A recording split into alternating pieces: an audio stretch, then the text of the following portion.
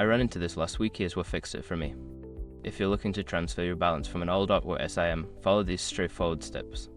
Step 1. Gather your information. Before starting the transfer, make sure you have your old SIM card and the new SIM card ready. You will need the phone number associated with the old SIM. Step 2. Contact Artwork Customer Service.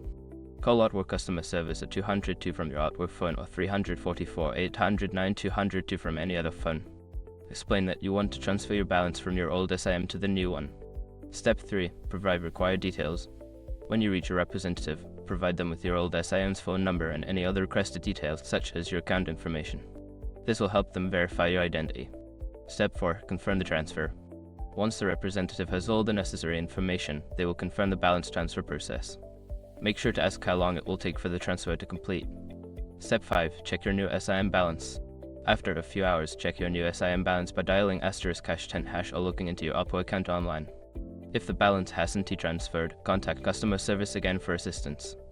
If you follow these steps, you should have no trouble transferring your balance. Good luck and enjoy your new SIM.